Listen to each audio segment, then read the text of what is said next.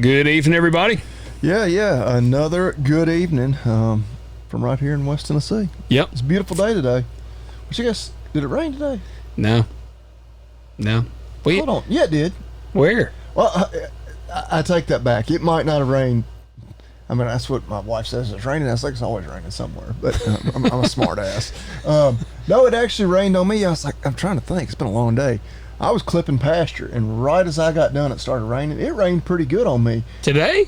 But I pulled up the radar, and it was like right where I was. Like literally, I mean, I was on the property that joins my house. When I got back to the house, because I had to kind of drive around because of the creek, I was like, it didn't rain. I had 5 100s at my house. Okay. And I'm pretty sure at one point where I was coming down the road on the tractor, I was like, nah, it rained more than 5 100s here. Well, that's what I see. I got 2 tenths out in Bolton on one farm today. Oh yeah, and that's a long way from where I was. But I doubt I got 2 tenths anywhere, but it might have rained a tenth there at one spot. But well, that's what Dad. Yesterday was the day we got about a half inch. Yeah, in places. Yep. And that's what Dad and I were talking. Because my sister was asking something like, is it supposed to rain tomorrow or something? And Dad was like, hell, it's supposed to have been raining every day. It ain't rained for shit. That's what I was so frustrated, because I wanted to cut hay last week, but there was rain on Wednesday, which is my day off. Yeah. It ended up raining less than 2 tenths, but that rain meant I couldn't cut hay the weekend before to bale on Wednesday. Yeah. It also meant I couldn't cut any hay on Wednesday to bale on. It's like literally if it had rained Tuesday, I would have cut, or if it had rained Thursday, but it rained. And totally, I lost a whole week because of my work schedule and the way I have to work around things. And then this week, I was hoping to do the same thing. And now we're getting ready to go out of town. And so I'm like, well, hell, even if there wasn't rain in the forecast, I'm done for the next week and a half because we're going to be out of town. Yeah. But yeah, you're right. And I'm like, all this rain has been in the forecast, and we're damn dry. Like, we need a rain. Oh, yeah. And I'm like, so I don't know what to wish for. I'm like, hell, part of me is like, I wish they'd take the rain out of the forecast so I can cut hay. And other part of me is like, well, hell, if it's going to be in the forecast, I wish it would actually rain. But, well, that's how we are. It bothers me when we start not getting rains that it's like certain going to rain. Like, I don't like that. I don't like that. Well, before we get too deep in, got a couple of things here. First, guys, you need to hit that like button, hit subscribe if you're watching on YouTube. Leave us a rating and a review. Continue to give a shout out to our Spotify listeners who are dominating on the ratings. Apple guys, yep, y'all got to get with the program. This is a challenge to y'all. Catch those Spotify. If you're listening, rate, review, whatever, on whatever platform you listen on. We appreciate that. If you're on YouTube, give it the thumbs up. And tell somebody. Yes, word of mouth. I mean, we love sharing it on social media and whatnot. But hey, just tell your buddy at the coffee shop. Whatever. And hey, these dudes they're a couple of dumbasses, but it's mildly entertaining for about an hour or so once a week. That works for me. I'm okay with that. And go check out agzaga.com while you're doing that.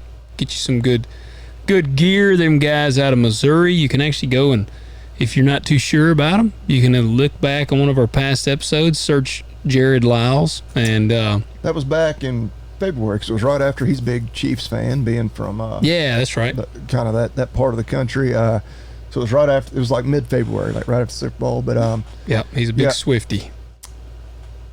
Yeah. It's like, where are you going with that? They're adding new stuff. I know that they added a lot of new hay baler parts here recently. New stuff coming on all the time. The bale nut wrap is always going to be a mainstay for them. But the best part about it is everything's always 10% off when you use that discount code. Yep. Talk Dirt, all one word, all caps. Use it. Man, I did something today I hadn't done in a long time. Well, I'm afraid to even ask. It was nothing perverse or illegal. Okay, well, this just got a lot less interesting. Yeah. I smoked a stogie, man. It's been a long time. Okay. Yeah, I did see where you I guess it was on Instagram. I had a buddy surprise me and come into town last week. We were out working. It was when we were canning kraut. And he was an old buddy of mine from, I hadn't seen him in probably, 8 years. And he came into town. He was in Memphis for something, and he had messaged my wife and was like, hey, I want to come surprise Logan. Where is he at? And she was like, he's at this farm store. It's perfect. So he dropped by and surprised me, and he brought a cigar. He's a big cigar guy. He was like, man, I don't know if you smoke still. And I was like, it's been a while. And he said, well, here's a cigar. It's mild, all that. And so I said, well, I'll smoke it one day. So I went out. I was running the lawnmower. I had to do some cutting out there at the farm store. I was like, it's a good time to fire it up. So I smoked one. Man, it was nice. I like it, but I hate the aftertaste. Yeah, that's always the thing with any, whether it's cigar or cigarette or whatever. Yeah. Man, yeah. It's like, that's one thing where I've never really been able to get into smoking. I mean, not that I've ever set out to try it. I'm like, yeah, I want to become a smoker today. Well, I'm the same. And I used to smoke. I used to smoke cigars pretty regularly. I don't know that I've ever been a regular, but like, kind of goes talk about the Sweetens Cove a couple of weeks ago. Which, hey, speaking of that, what are you drinking? The Heaven's Hill. Okay. Or Heaven Hill, whatever. Yeah. Heaven Hill. What do you got? Buffalo Trace. Just a straight up Buffalo good old Trace. Tried and true. But yeah, talking about Sweetens Cove, you know, it's always a big tradition. Just the Alabama game, smoke a cigar after you win. And of course, when we won in 22, I was like, hell yeah, I fired one up. And I actually, I hadn't smoked them yet, but they're Legends of Tennessee football camp, which is a bunch of former Tennessee players who go around the state, put on football camps and whatnot. They may even go outside the state. Yeah. But they had a camp here in Munford. It was like Memorial Day weekend, and we sponsored it, or like a small sponsor. But our buddy Luke, who he listens, he was one of the big organizers for it. And okay, because we sponsored it, I got some special like Legends of Tennessee cigars. Oh, really? And so I was like, all right. You got them in a humidor? No, because I don't own one. Oh man, I've got a humidor. Really? Yeah. I guess, are they not very? No, it's just a little wooden box, and it's got these little it's a little container, and it's got some gel caplets, and you just keep water in it. Okay. Keep it in there. See, this is how much of an amateur I am. I'd smoke about 6 a day. No, I'm just kidding. No, but back when I would smoke, you know, I would smoke 2 or 3 a week. Like I had some punch after dinners is what they were called. I'm a special occasion like, and so I put those up in my cabinet where I've got a couple other cigars, and they got the orange and white checkerboard like wrap on them. I'm like, all right. Well, you just smoke them, they're gonna get dry as a damn popcorn fart. They're still like sealed up. And I know, but shit, they'll still get bone dry. Well, hell, I'm an amateur. How long have you had them? I'm gonna be on damn Amazon as we're recording here. Get you a little box. How long have you had them? When did you get them? About a month ago. Shit, man, you need to be smoking them sons of bitches. Well, what do they do like at the store where they're just in the box? That thing is but they're in a humid cabinet. Okay. Yeah, it's a humidor cabinet. Damn, I'm just an amateur. Yeah, well, you're going to light that thing up. It's just going to go. When Kalen DeBoer brings his West Coast ass to Neyland Stadium this fall and we kick their ass, I'm going to fire one up that weekend. And so I won't care how damn dry it is. But anyway, yeah. I mean, it's still smoke. Yeah, just be dry. Be dry. Well, I'm about to say, by the time the game's over with, I will have had multiple beers. You won't care. And at that point, if we win, I'll be sipping Sweetens Cove, yeah. I did learn how out of it I am. Hell, we could fire up right now. I got a pipe over there. You ever smoke pipe tobacco? I have not. Man, we could get real sophisticated. I got a pipe over there. I used to smoke pipe. Sherlock Holmes? Yep. Hey, it's the smoothest to smoke. Man, I love, and it's like a Great Dane. It's a vanilla blend. It's good. But I was going to say something. Shit, I've done lost my train of thought now thinking about the pipe over there. I don't even remember now. But yeah, hey, comment below if you enjoy a good cigar from time to time or some pipe. Now, I'm a punch after dinner was the one I used to get all the time. Those were really good. But I finally quit smoking them for a while because like I'd be doing something and I would either smoke it real slow and I'd let it go out, and then sometimes I'd smoke it real fast and then I'd get sick as shit. Like it would turn me green. But I don't know that I've ever gotten even the remotest sense of sickness from a cigar. Ooh, man, I've gotten green off of one before, but I put a dip of Copenhagen in. That might be a different story. yeah. Well, I did learn that I am out of the loop now because my buddy brought this. It's like a little shard of wood and with the cigar. And I mean, he's like a real cigar guy. Like he even had it in like this. He's an aficionado. Yes, is that the right word? He has actually thought about making like a YouTube channel about them. So like he's into them. And he brought me this piece of wood, and I'm like, the hell is this little? It's a little thin piece of wood. I said, what is that? And he was like, if you want to get real bougie with it, you're supposed to light the wood and use the wood flame to light your cigar. Because see, a lot of people think that like it's like blasphemy to light your cigar with a lighter, and now apparently it's blasphemy to even use a match. You have to use wood to light it. Huh. I did not get that bougie. I had a Bic lighter, and I just lit it today with the lighter. I've seen the guys that like use those torches. Yeah, they light it real they're pretty evenly. cool. Yeah. The butane torches. Yeah. Yeah. I don't know. I ain't that much into them. But I do get I was looking forward to this bourbon because it's kind of washing the taste out of my mouth. All right. So we do need to show our shirts. Yeah. A big announcement. Something we've been hitting at for a while. But we finally have some swag. So what are we? It's going to be on our website eventually. Is that the plan? Yeah. So, because I got to get it on like a link on our thing. And in all honesty, if you wanted to buy one right now, you can go to hurricanecreek.farm. Not to get too much into the details, it's expensive to have a website with a shop. Yeah. I already have one, so I was like, let's just put them on there. We'll put a link. So Logan's going to set it up where you can go to talkdirtpodcast.com, click on shop tab, and it'll take you over there. But if you're watching on YouTube, let me zoom in here. They're I don't know what color. It's like a heather green. Yeah, it's like a dark green, very ag kind of color. Got the Talk Dirt to Me logo on the over the chest. And then on the back, oh yeah,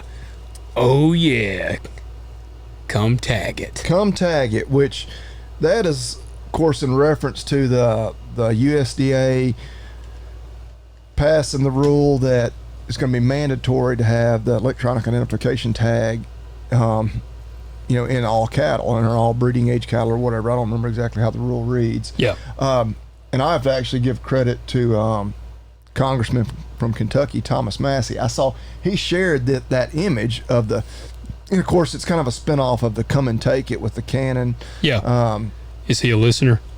Thomas, I'm sure he is. His wife just passed away very suddenly, like a month ago. How old is he?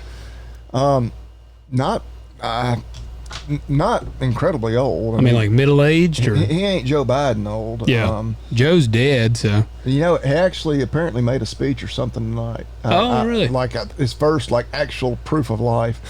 I'm on his Wikipedia right here. No, he's more than 71, so hell, he's only 12 years older than me. Dang. He's, 53? Dang, that's terrible. Yeah, I mean, just very suddenly. I don't know details. I mean, not that it's any of our business, but yeah, she died just like a month ago. Wow. But anyway, he's been a really good, for agriculture. Like he's very much, I mean, he is a Republican, but he's almost kind of libertarian. I didn't realize this till I was looking him up on Wikipedia. He actually has like an off the grid home.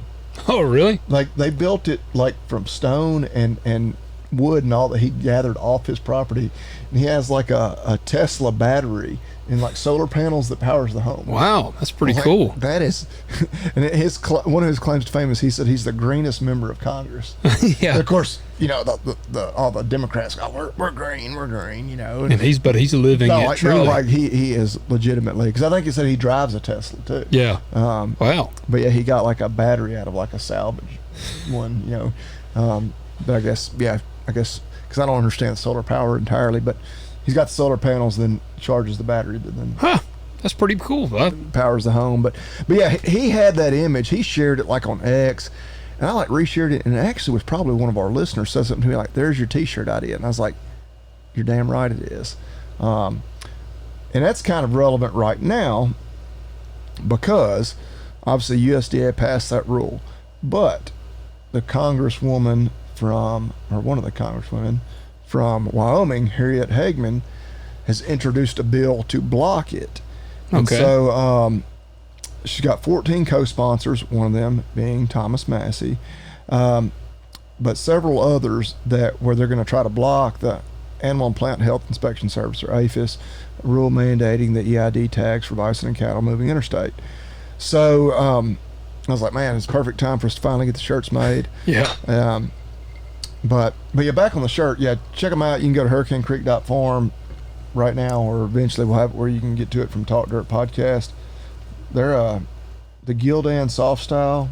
Yeah, they're good shirts. Yeah, apologies to our cotton farmers, but they are 65% polyester, but 35% cotton. Yeah. But yeah, they're like the good, like high quality shirts. Of course, they're made in Nicaragua, but they are screen printed right here in Munford, Tennessee. So, you know, in addition to just supporting us and the Nicaraguans, you're also supporting local small business right here in Tipton County. Yep. Yeah, they're awesome. Awesome. Anyway, we have sizes from 2XL all the way down to got a very limited number of them starting out. I mean, if they sell like hotcakes, we can order some more.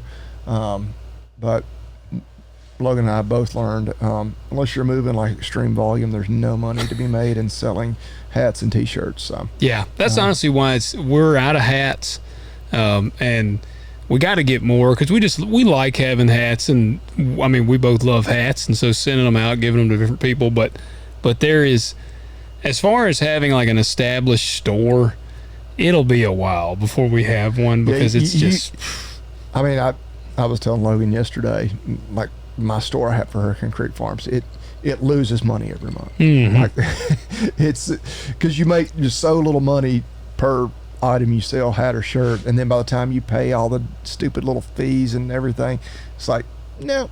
I lost $20 this month. Yep. Sold 3 t-shirts, lost $20. If we'd sell the shirts for like $50 a shirt and the hats for like $40 a hat, then you could make a little money. Well, but it's and that's like, why when I see places that sell them for that, I'm like, all right, I'm not paying that, just because I'm not. I'm just, it's ingrained in me not to pay that much. But I'm like, I know why y'all are selling them for that, because that's what it takes. Yep, it is. So, what all is going on? I mean, what is the issue with these EIDs now? Like so she co-sponsored, or she was kind of the one. It's pretty much her bill, where she is trying to pass this resolution to block it. I thought it had already been shot down.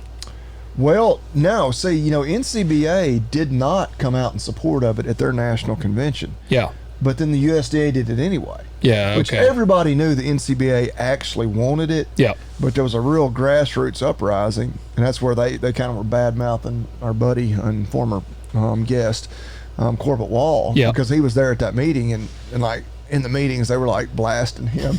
He's like, it was funny because then like when I'd see him like in the convention hall, like everybody was like, "Oh, hey Corbett, nice to see you," and but the NCBA secretly wanted it because it's more regulation. It's probably better for the meat packer. But like Harriet Hagman pointed out on her website, and I thought this was pretty good. This is a solution in search of a problem. Like there's we have no issues tracing animals as it is. And of course she goes on into how the farmers and ranchers are the ones that are going to be left having to pay for it, and it's going to push people out of the business. And so Corbett's actually been talking about that a bunch the last week or two. I saw that, hey, that's perfect time, and she's coming out with that. It may make our shirts a little bit irrelevant if she gets it passed, but you can wear the shirt and be like, I was part of the resistance. Yes. And in the meantime, you can also contact your congressman and say, hey, if this bill actually comes up for vote, we want y'all to absolutely pass that resolution to block the USDA from overreaching like that. Yeah. Well, that's what that goes pretty well with what I was going to talk about too on tonight, as well as the food security thing, which this has been on my mind a lot lately, just as we get more and more of the store stuff kind of going and figuring out our stuff there. We've been canning a ton, and man, I was really thinking, like, it is wild how doing small truck patching or like a niche like we've talked about, beef, direct to market kind of thing. Like if you get in a position where you can do that, you can make pretty good money on very limited acres. Like it does not take, we've talked about it before. People write in, they're like, man, I want to be a row crop farmer. Like, what do I need to do to be a row crop farmer?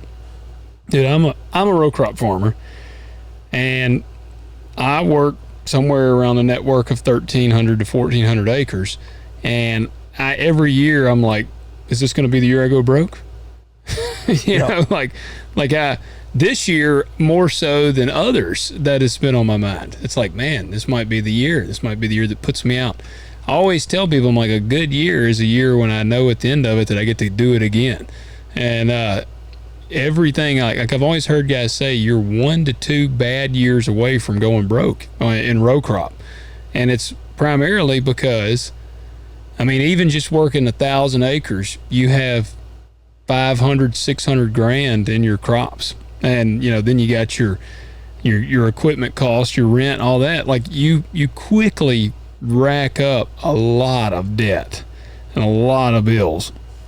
And that's one of the things I've told Marcy, like with the farm store, you can have crops not do well. Like our fruit trees are a prime example. Our peach trees are doing terrible. They're just not doing good, which I'm learning about them. Got fertilizer out there. I'm doing the spikes in the ground for them, but like they ain't going to make us no money for 2 to 3 years anyways. They're not going to, they're new trees, so it takes them about 3, sometimes 5 years to really start to produce peaches. Same with our apple trees that we planted.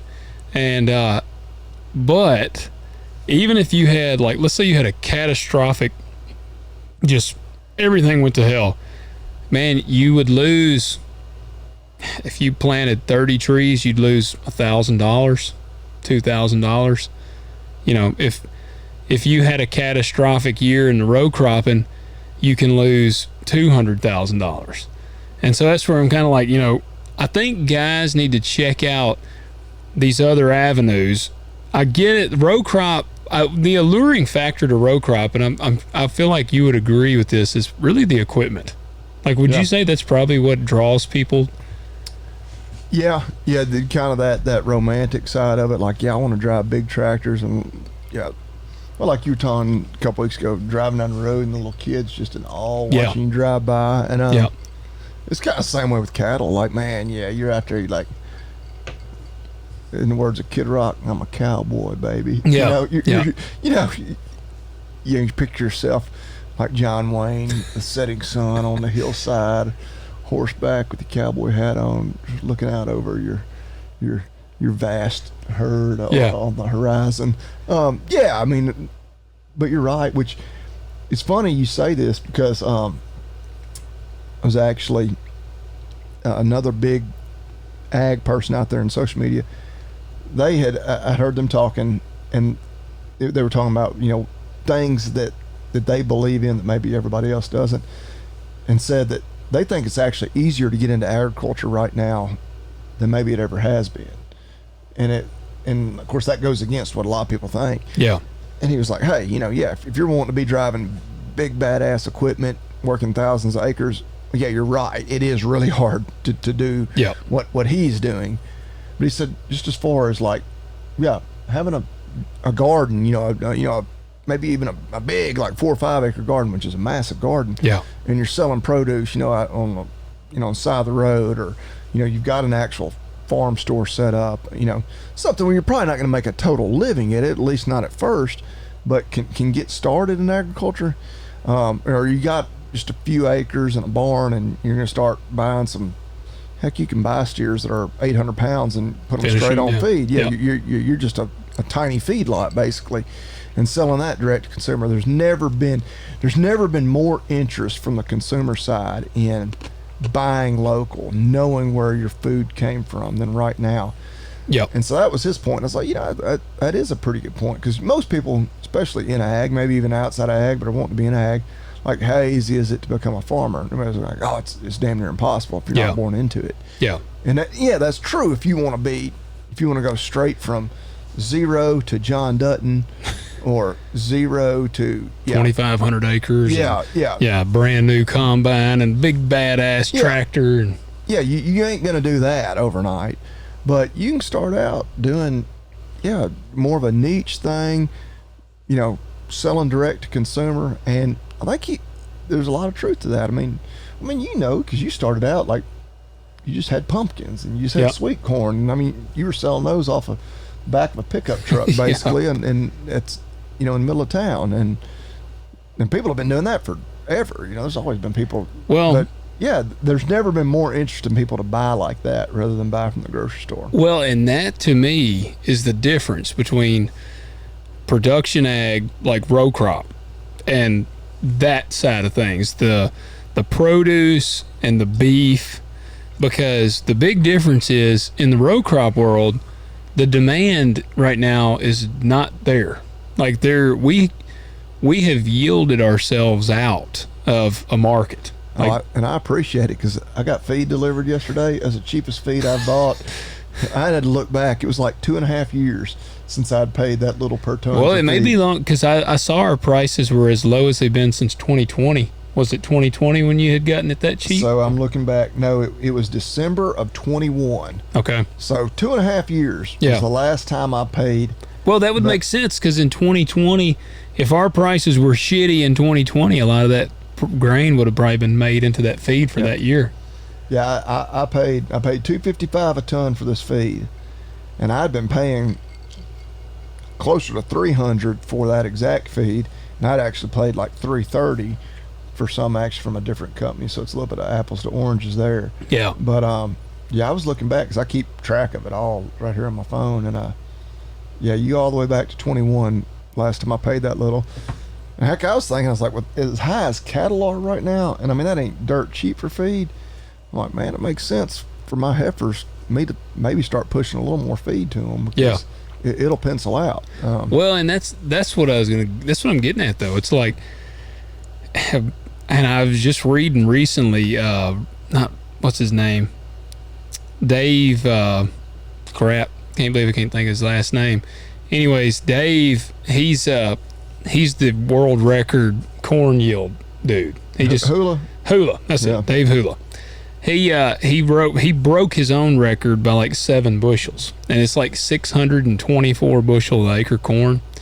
And he said he used to think that was about the cap, but he said now he thinks that you could push 800 to 900. He said he's going to shoot for 800 to 900 bushels. Now they were talking about how you don't expect 600. You don't even expect a 600 bushel average across the board. But he says all it says to me is there's still a lot of potential that we could get to. Like he's kind of saying, if I can push 800 or 900 to the max here, then I ought to be able to average 400 or 500. And dude, and I've heard other farm like futures guys talk about. They think that eventually our average corn yield will be like 400 and something bushel Across the nation. Yeah. And right now it's what, like 170? 170, 180. But that's like, it's awesome to hear. And that's not crazy to think about because it wasn't that long ago. It was. Like less than 100, like 65 or something. Hell, maybe like, it was really low. Yeah, and that's where, and this is getting a little off subject, but we do more with less, and I say we, just in agriculture in general. Cattle, like everything, is so much more efficient, sustainable, regenerative. Let's use all the buzzwords. The amount of time it takes to, in energy and water and whatever to get to a pound of beef or a bushel of corn is so much more efficient now than it ever has been. Yeah. So, but we're preaching to the choir there. We are. Y'all know that. We are, but it's good and bad. Like I shelled some corn like 3 years ago that about a 1 acre block averaged 315. I had one field, and actually that one field is going to be covered in solar panels. But I was shelling, and that's where Dad came over the radio. He was helping me shell, and he was like, "What is your combine saying?" I had my 9770 at the time. My yield monitor could be kind of across all over the place. And it was showing like 308, 315. And I had seen that, and I'm like, that's probably not right. But I could look in the hopper and I could tell it was good because the auger coming in, it was like when it's good corn, it's really coming in the auger. Well, this was like a fire hose of corn coming in the hopper. Like, could you imagine that 700 bushel? That's corn? what I'm saying, man. Like, I don't know how the combines. They got to run slow. They have to be. They're probably running, X9s or whatever. Something. You gotta be going, because that's what I've said. I'm like, the amount of material moving through that combine to be taking 600 and something bushels is crazy. And but that right there was because Dad's was showing like 310, 315 as well. So we were like, damn, that's pretty wild. It was cool. That's the best corn I've ever shelled right there. But as cool as it is, it also hurts us. And that's because we end up with a shit ton of carryover. Supply. Supply and demand. And farmers, what do we do when the prices are down? And I'm doing the same thing right now. I'm like pumping it into my beans to try to jack the yields up because it's like prices are shitty. I gotta out yield the markets, and that's like the old thing. A guys think I gotta out yield the market, and that's hey, you gotta make money. You gotta try to do what you gotta do. But at the end of the day, we keep having all this carryover, and China's doing everything they can to like get away from agriculture, like U.S. agriculture, and I mean, farming is optimizing basically all around the world, which is killing our markets. Well, and you almost need a way to like reasonably let acres lay out like in a year like this, like, and I don't know what you do with it, like how you make that work, like where there's some others, because you're talking about thousands of acres, yes.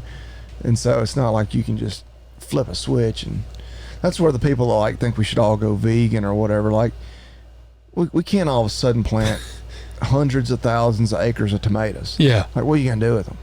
Like, you can make a hell of a lot of ketchup and pizza sauce. I mean, you can store it away. A whole bunch of lettuce. What are you talking about? Because that is one of the beautiful things about corn and soybeans. Like, it handles really well. You can store it, and it'll keep for not indefinitely. Yeah. The handling and everything. But yeah, you wish there was like an alternative way to say, well, like cattle are sky high right now. If you could snap your fingers and have all that ground fenced and say, we're gonna turn yearlings out on it, we're just gonna graze cattle. But of course, you don't have the infrastructure and all built up to do that, and so it's like to just overnight say, oh yeah, we're gonna plant some sorghum and some Sudex and just graze it, from midsummer on. Like, that doesn't really, it just doesn't work out quite that easily. Maybe in some small areas, but yeah. Well, and that's where I'm like, I'm really urging guys to consider the other avenues of ag. And the farm store stuff, and I've had some people write in kind of asking for like updates on that. We have been canning our ass off. My wife's been busting her ass canning, and I've been canning, but she's really done the blunt of the canning. She's made salsa. We've done kraut. We got 105 jars of kraut ready to go right now. Sweet corn is ready. Is it all spoken for? No, not yet, but we got a lot of it. I may know somebody that wants some kraut. All right, well, I don't say we got a lot that is, but we got. I know a guy that loves a good Reuben sandwich. Is it you? It's damn well me. I ate a Reuben for lunch today. Yeah, man, I love them. My sweet corn is ready, so I'm gonna be pulling tomorrow, and man. Well, that's what I was meant to ask you that yesterday when you were at the vet clinic about when the sweet corn's gonna be ready. Yeah, I went out there yesterday and pulled ear, and it was ready. Your second batch. Yeah. I planted some the 4th of July. Did you? in my little garden. Well, as long as you keep throwing water to it, that's what. And I said something on my YouTube. I was like, I don't know. It's like nobody ever plants this late, but I was like, it'll have time well before a frost.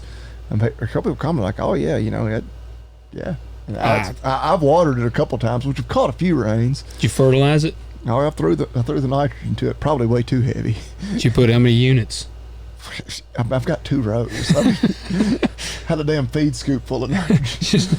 Looked like it had snowed out there. Well, maybe you have some monster ears there. Well, before we go out of town next week, I say I'm gonna douse it again.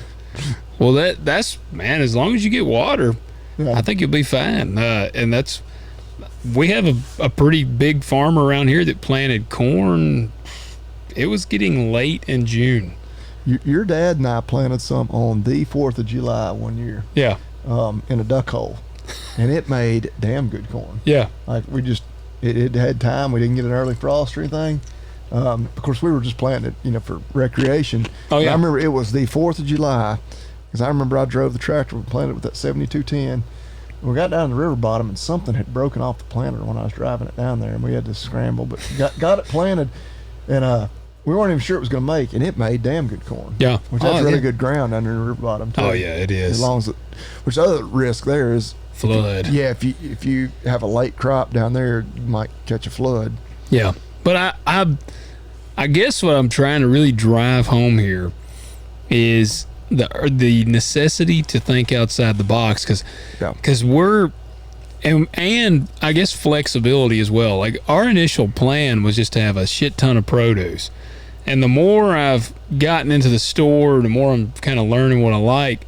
I'm actually wanting to step back a little bit from just produce and almost have more goods, like the kraut and the salsa and things like that. Because soap, I got soap aging right now. It's got like a week. That's the age? Yeah, for a month.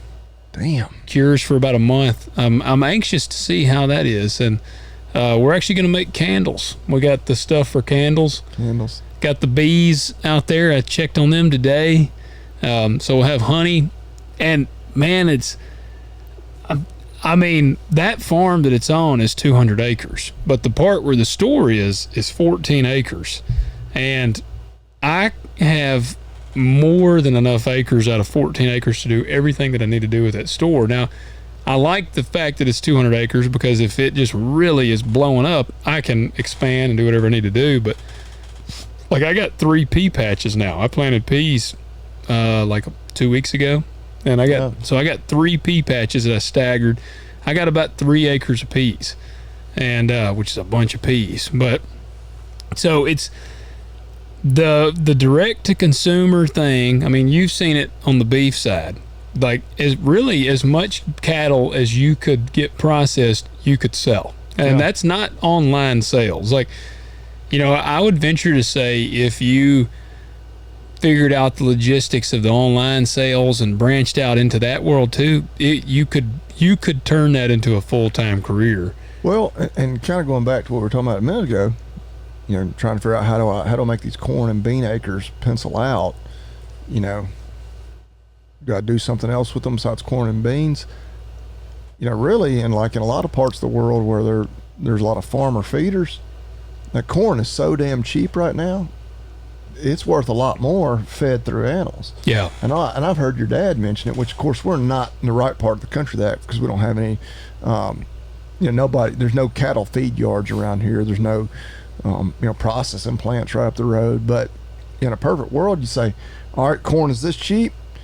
It's better for me to feed it to this animal, turn that corn into beef. Yeah. Because cattle prices are really good right now, and as they say, walk that grain to town. And because it's, you can do the math, and the feed conversion rate, to in the way the cow converts that to pounds of beef, and then what cattle are selling for per pound. Like, it's a whole lot better deal to go ahead and feed the corn to my animal and then sell the animal at a higher weight than it is just to take the corn to town and get commodity prices for it. But I don't know. That's because I don't know, man. The demand for the local beef, like I'm to the point where I've been doing it for 8 or 10 years, and I don't even advertise, and I feed out such a small number, so I don't want to make it sound like I'm feeding out hundreds and there's just demand everywhere. But I don't know that I could find hundreds to sell. I would definitely have to step up my marketing game, but I think the supply is there. Oh, demand, you mean? Yes, yeah, I mean the demand. Yes, because I think if we did try to really promote it, And then if you had a storefront and Yep. you know, as much as I hate all the government bullshit, but if you were USDA inspected where you have people could come in, they don't have to buy a half a cow from you, because that's a barrier for some people. They don't have the freezer space, or maybe they don't have $1,500, $2,000 of cash to drop on half a cow. Yeah. But they want to come in and buy, 10 pounds of ground beef, to last them, a couple of weeks. I hope they're eating that much ground beef. They want to buy them a 4-pack of ribeyes. They're having a cookout this weekend for Daddy's birthday, kind of thing. Yeah. They could buy it like that. But yeah. Well, and that's where that, like I've said, that's my kind of plan moving forward with the store and getting more into that stuff. Like I got Bobby Lee we were talking about, I got an apple press up there, and I made some cider. I was kind of experimenting. I made some cider, not with that press, but just I took some apples and mixed them up and cooked them. Took like 3 hours, and I made some of that, and it was awesome. Tastes really good. But non-alcoholic? Yeah, that was non-alcoholic. Now this is going to be, I'm going to have some non-alcoholic, and then I bought some gallon glass fermenting jugs, and I'm gonna make some hard cider as well. Hell yeah, buddy. So we'll be ready in time for like Halloween. Oh yeah, I think so. I think some people age it for like a month. So I mean, yeah. Well, it'll be good. And that I don't even want to guess what the regulations are for that shit. I don't know that there's much, because it's like a wine. Hey, just come speak to us. Speak easy. That's right. We'll have a certain knock on the door. Yeah, you got to get that out the back door. For sure. Well, I have told some people that they've come by and looked at the store. That'd be great. Y'all are selling pumpkins. You can have a haunted hayride. Yeah, adults, come on over here. Well, that a hard cider to sip on while you're on the hayride. That's actually my plan. Yeah. Because, and I did go through. I'll give our UT Ag. You've used the TAPE, Tennessee Ag Enhancement. I just went through, because there's a separate one. I don't know if you've ever noticed. I don't remember what it is. There's like a Type A and a Type B tape. Yeah. And the one of them is for like agritourism, bees, like all the kind of that stuff. And it's a whole separate unit. The hippie shit. And and so and I got the row crop solutions and the master beef thing, but I'm like, I've asked them, I'm like, how do I get this other thing? And I went through the class, so I've finished it. So now I can get the agritourism stuff. You're educated. I'm an educated man. What a pedigree, man. I got a pedigree behind. But with that, dude, it's crazy what they would have paid for. Like our store out there. Oh shit, it took like 30 loads of gravel. They would have paid for 50% of the gravel. Yeah. And up to a certain price. To $12,000. Yeah. That's $12,000 cap. So for our Tennessee guys, I don't know if this is, I'm sure they have certain programs like this in other states, but in Tennessee, look up the Tennessee Ag Enhancement Program through UT Ag. Yeah. And it is a good program to do, because they will pay a percentage. And your story right there reminds me where you didn't think about doing it till after.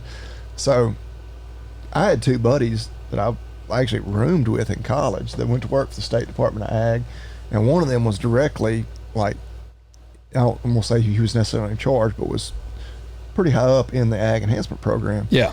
And our dads built a barn down the road here at Double Bridges. And and now they never really used it to store hay, and they put some square hay, but you can build a barn for hay, which I've used Ag Enhancement money for it.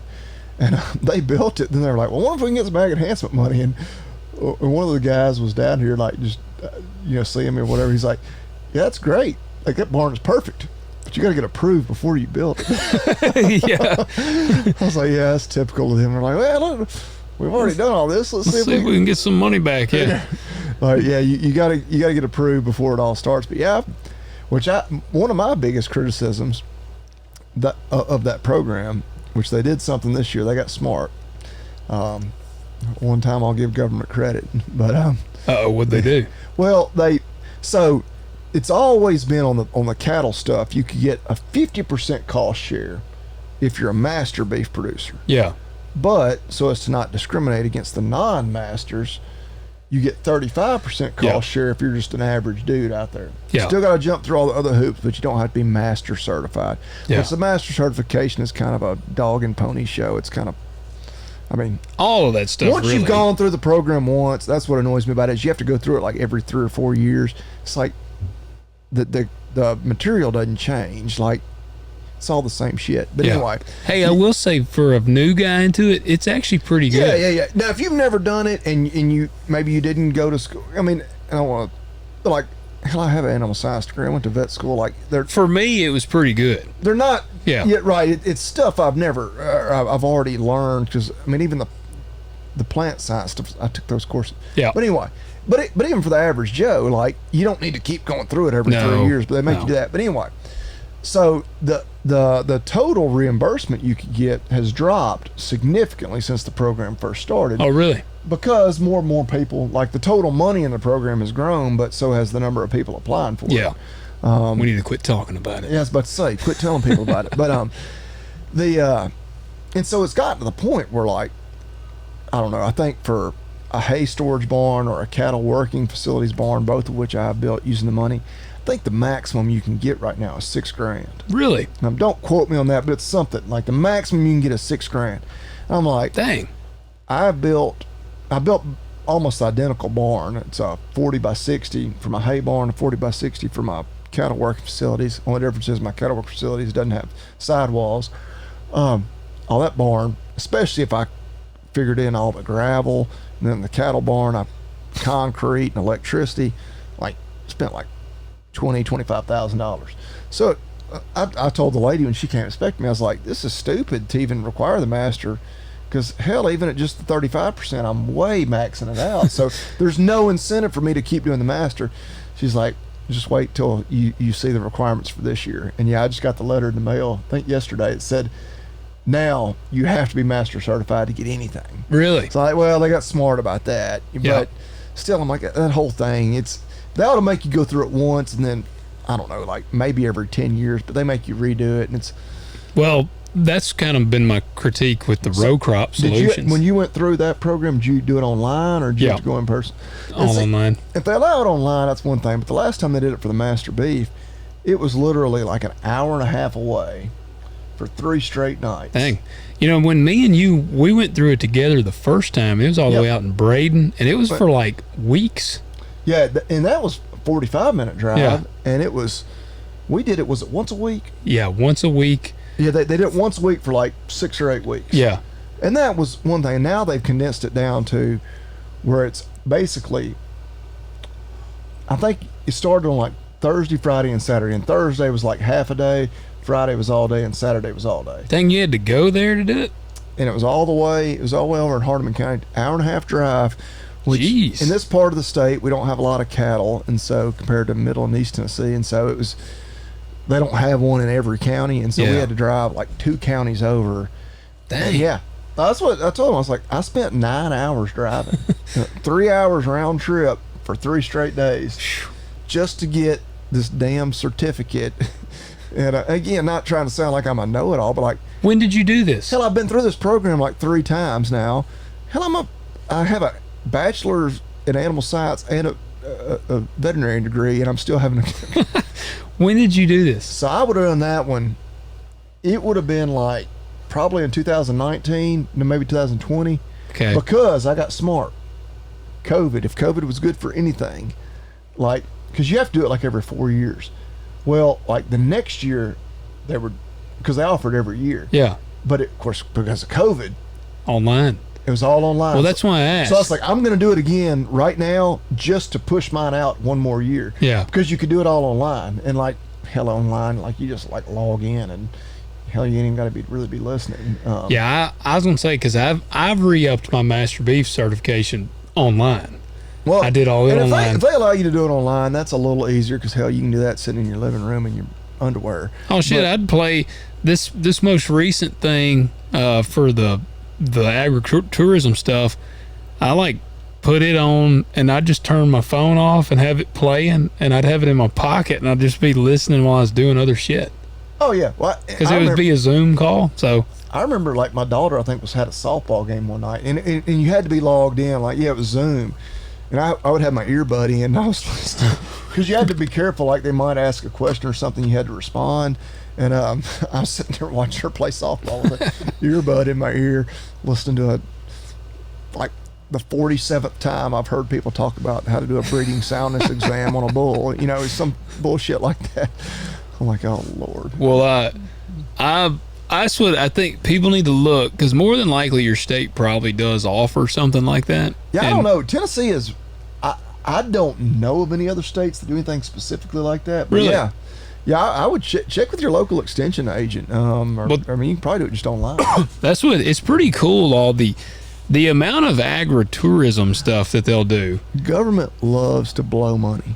They love to They give do, away so money. you might as well get in on it. You're damn right. Yeah, you if you're like me, you pay a shitload of taxes. Yeah. Go ahead and recoup snatch some of that money back any way you can. Well, that's what on the agritourism thing, because on the row crop solutions, the cap was 12,000, and that just it wasn't worth anything. I mean, like and then a lot of the stuff had to be new, and so it's like, shit, that ain't even worth it on the row crop stuff. And see, on some of the cattle stuff, they changed it where you don't have to buy new equipment.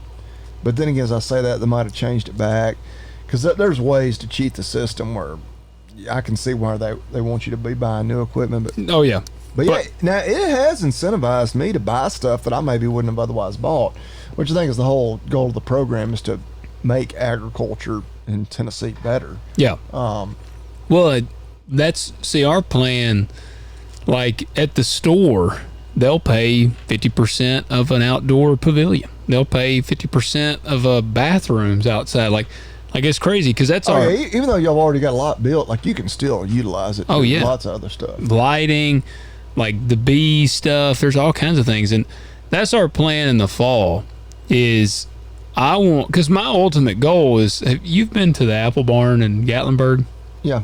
That's kind of, I don't want to necessarily be like, I don't know if I want to go that extreme, but like kind of my goal is I want it to be somewhat of a destination. Like I don't want it to just be a store people come to.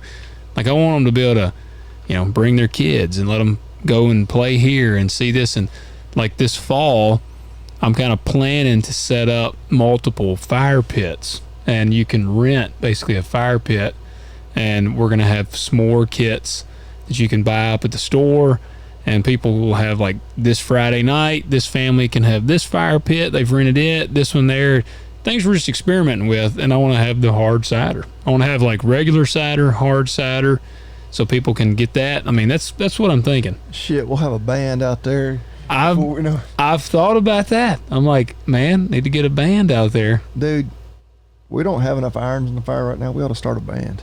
Let's start a band. We need to do that. Now, I can't sing and I can't play any instruments. I can't sing, and I know just a few chords on the guitar. Well, you're one step ahead of me.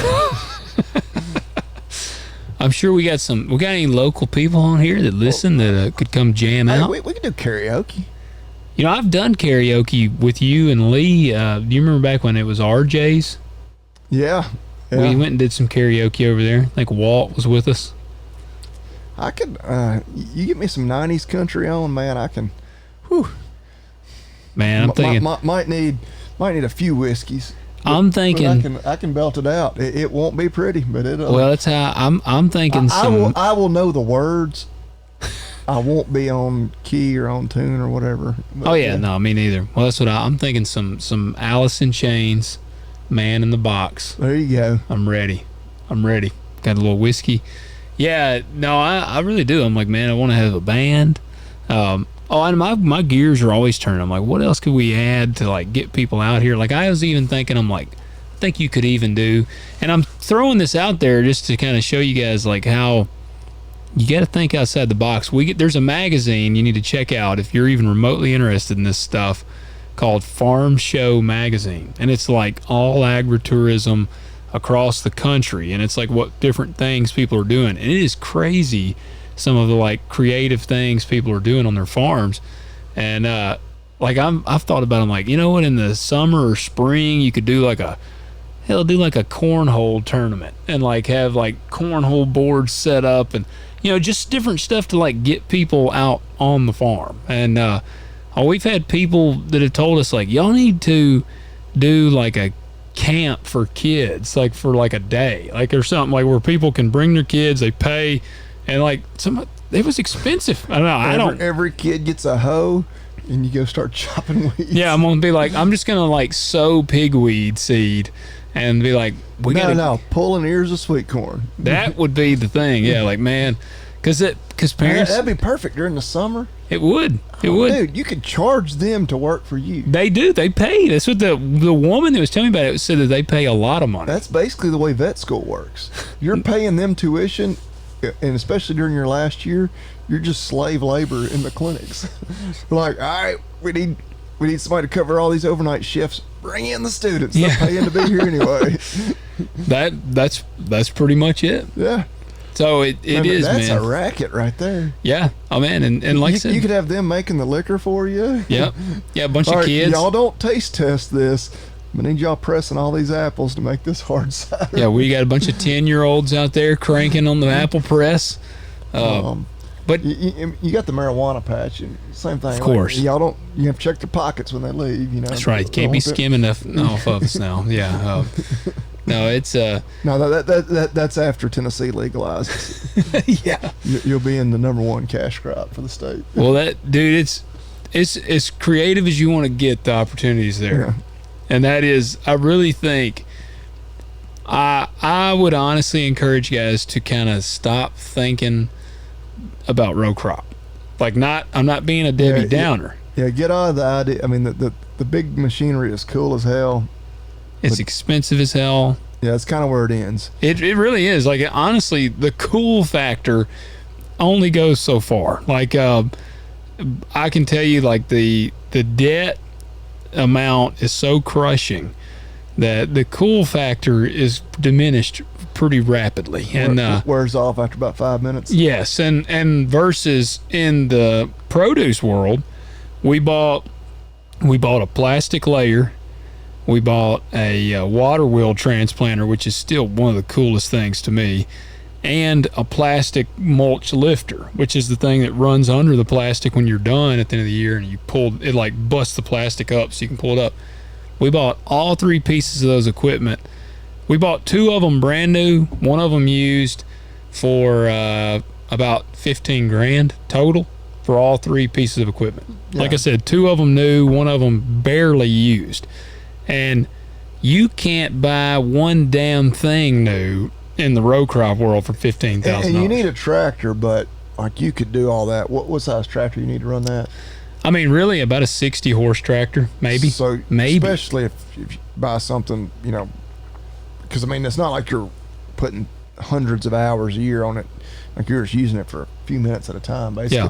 You could buy a used tractor for probably about that same price range. That's what I was going to say. $15,000-$20,000. A good price 60-horse used tractor, you know, yep. a couple thousand hours on it. You know, it's not hurt at all. Like, yep. You don't have to buy, you know, $100,000 machine or anything to run that. And that's kind of what I think about. Like, I have honestly gone into this year, I'm like, the markets are going down so bad, things are so tight that I'm like, I mean, my mindset this year has been like, you know, if things go south, then I guess I'll because I try to visualize worst case scenarios so that I can be somewhat prepared. And I'm like, in a worst case scenario, I go broke row crop farming. I liquidate my assets, and then I just go all in on the farm store. And the thing about it, the difference is, in a catastrophic year on the farm store, you could lose, I'm thinking like in the worst possible case, I feel like you might lose $10,000, $20,000.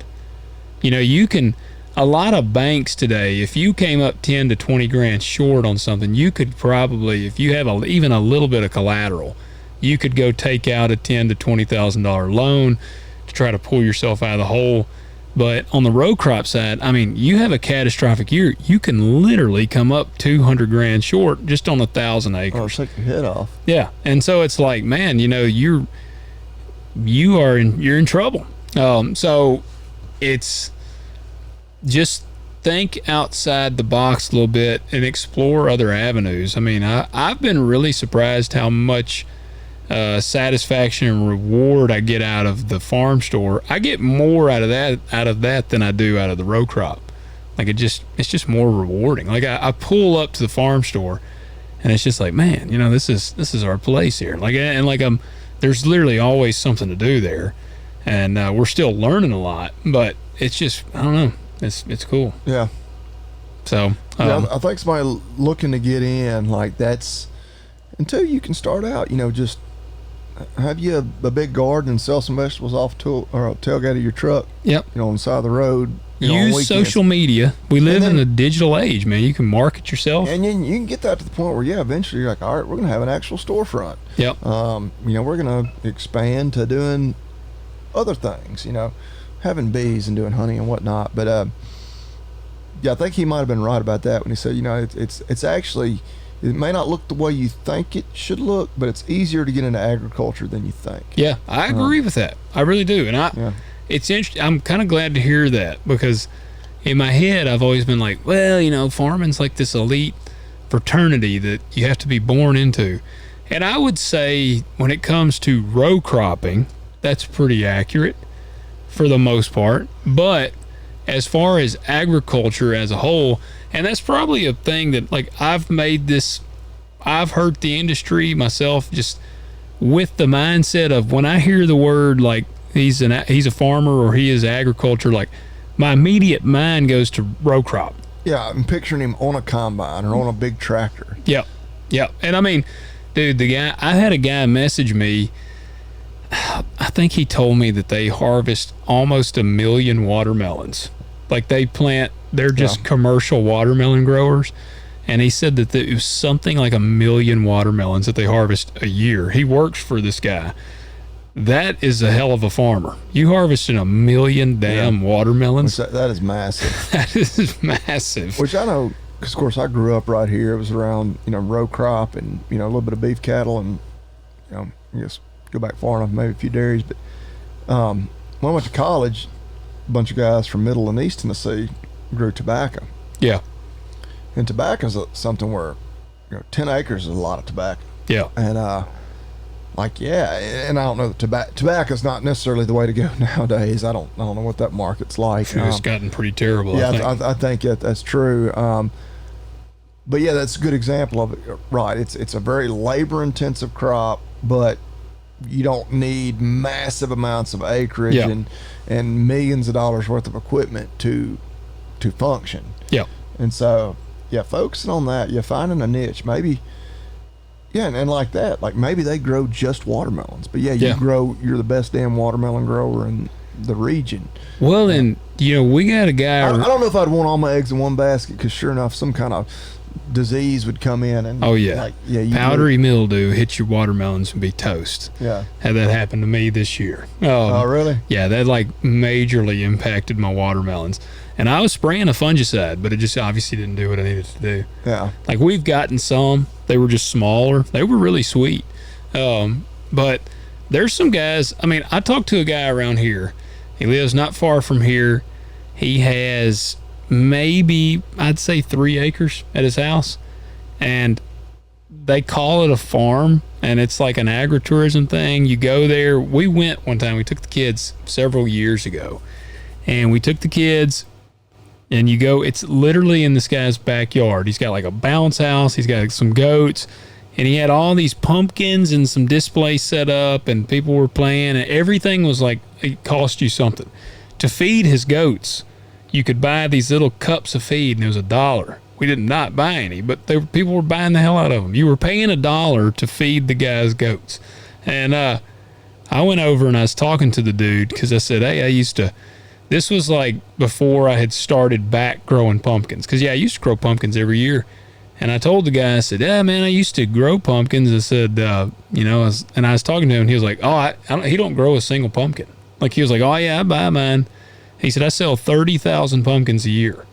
And I said, damn. And he goes, I'll buy every pumpkin you grow. He's like, if you grow pumpkins, I'll buy every single one of them. And I was just thinking, so, like, man, if you got a little bit of land, there are guys, I mean, we got a guy right up here. He ain't ever grown a watermelon in his life, but he sells the hell out of watermelons. and he goes and gets them and sells them, and it's like, hell, I mean, you know, if you just really want to like sell or something, hell, you could grow something and buy from a wholesale somebody else and sell. I mean, there is a lot of, I guess there's just a lot of ways to skin a cat. Well, that's kind of the whole to really get this kind of off subject, that's kind of the whole business model of the Mexican cartels. They figured out their most valuable commodity they had was a border with the U.S. Yeah. And they were just literally the middleman bringing in that Colombian shit and getting it across the border. And, which they grow plenty of drugs in Mexico too, and of their own. But yeah, they recognize real quickly, the businessmen in there were like, yeah, our greatest commodity isn't the marijuana or anything we grow right here in Sinaloa or anywhere in Mexico.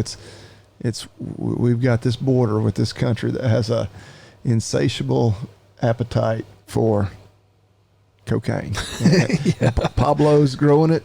He ships it to us. We get it across the border. We all get rich. Yep. Yeah, that's a good point. Like, you don't even necessarily have to be the person growing it to be involved. No, well, you think about like that. I thought about that dude with the pumpkins. You know, if he makes, I'm gonna say he's making at least $2 to $3 profit per pumpkin. Yeah.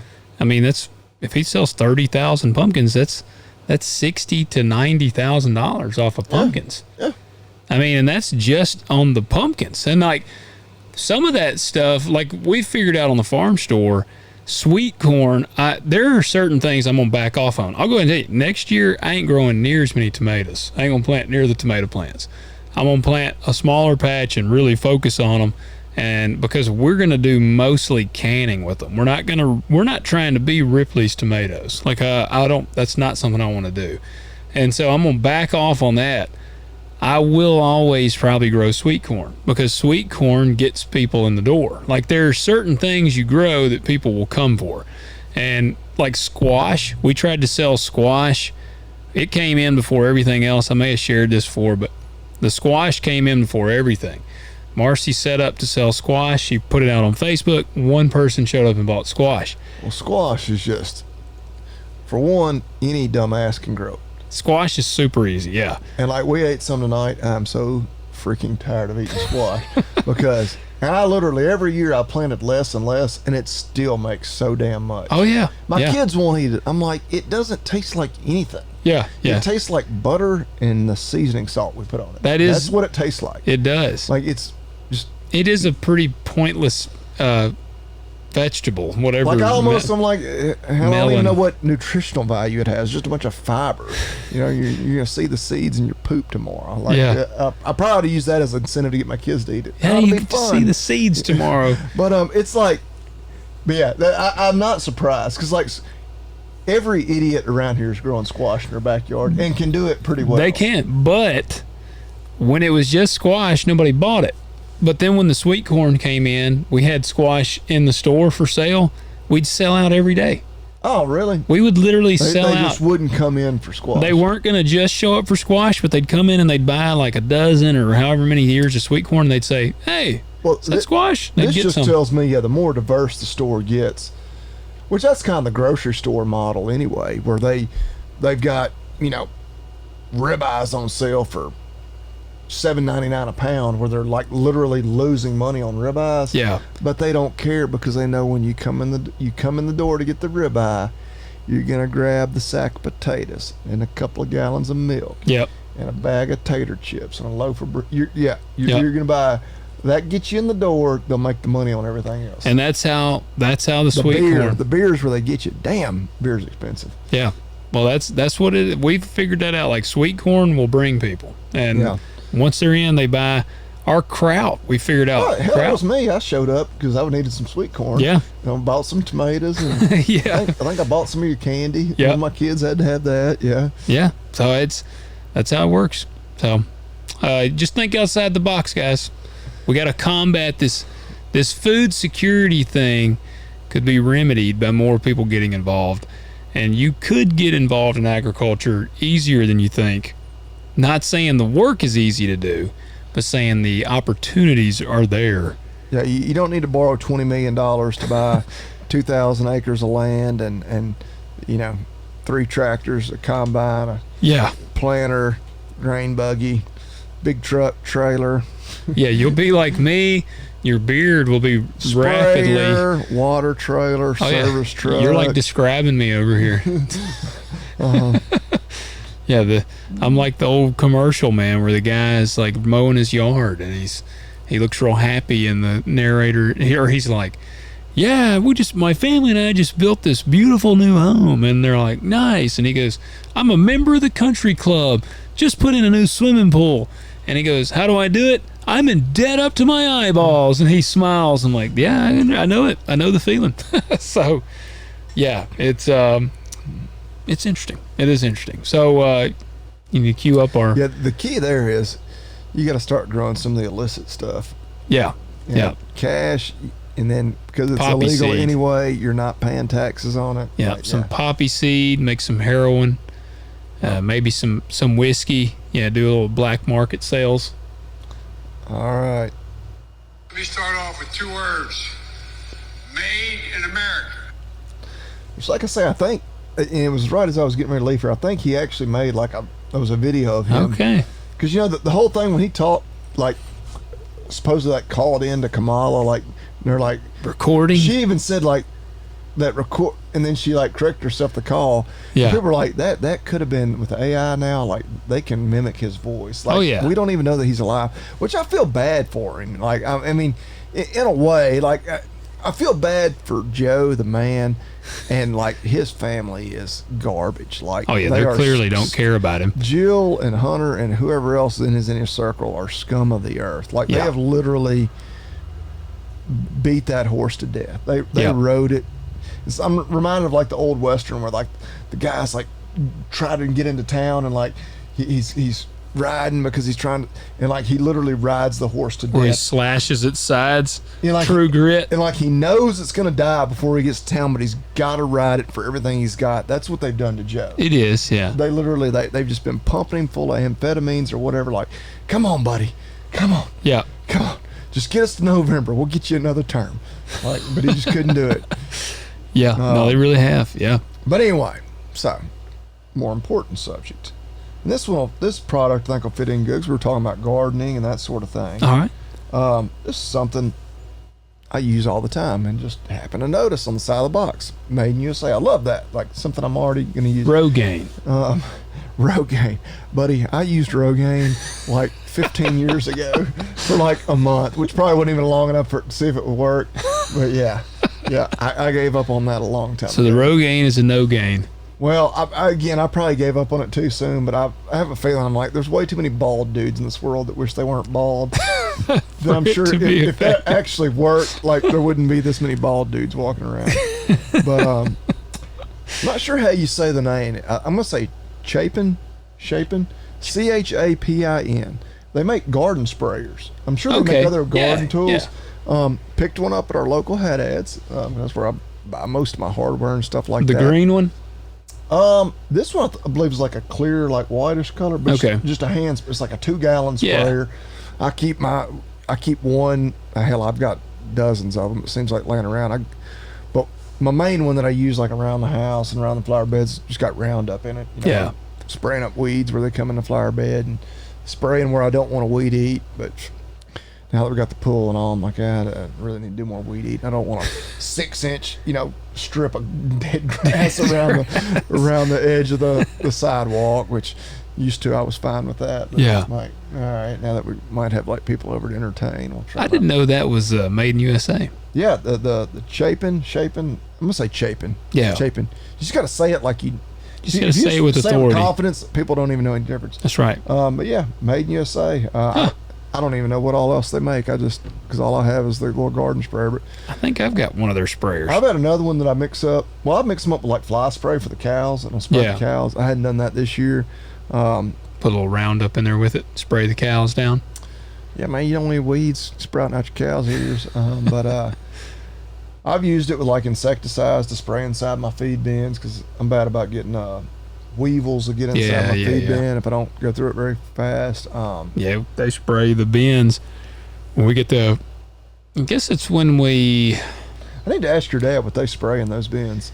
Oh man, I don't remember if it's bifenthrin or maybe bifenthrin or maybe permethrin. It's a little too late now because I just got feed delivered yesterday. Yeah, which I'm going through it relatively fast because I've had some in one bin since like April.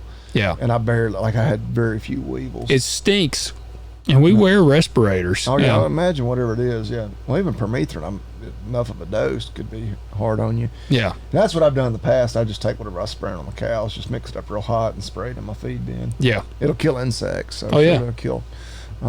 Not sure that that's approved for use in cattle feed. So this is all allegedly. It's metaphorically speaking. Yeah. I'm not admitting to anything.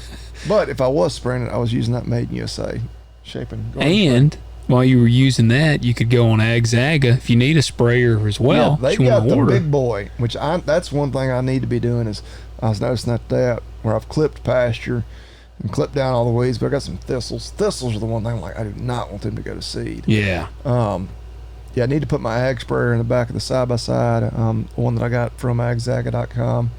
Did not pay full price for it. Because you used the code. That's right. You ain't no dummy. Use the code TALKDIRT, all caps, all one word. 10% off, no matter what. Yep. And that's in addition, they're randomly running other sales and whatnot. But yeah, check those out. The sprayers, they make all different kinds. If you just got a four-wheeler one that sits up on your front rack, or if you got side-by-side one, can slide in the bed. Whatever you're looking for, boomless. I don't know. We're not going to try to list to you everything they have. Just go to agzaga.com, check it out, and when you actually check out, use that discount code. Yep. All right, guys, hope you enjoyed that episode. We do ask you leave us a comment on YouTube and leave us a rating and a review.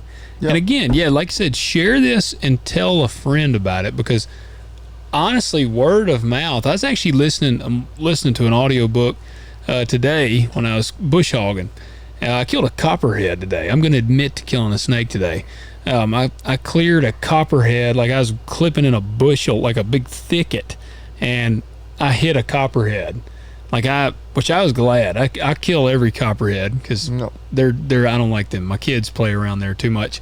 But when I was clipping, I was listening to this audiobook, and it was this dude that's in the filmmaking world, and he was talking about, like, even with all of the advertising that they spend on movies, he said at the end of the day, the strongest, he was talking about how they do a test, like, I don't know what they'd call it, like bring in an audience before the film is released, and they do like a test filming, let them watch it. They poll them at the end, and they ask them, would you recommend this film to a friend? And they said the best indicator of like a blockbuster film is if people say, yes, I'll recommend this to a film. Because he said, despite all the advertising that there is in this world, the strongest like way to get your show out there, your movie out there, is word of mouth. Yeah.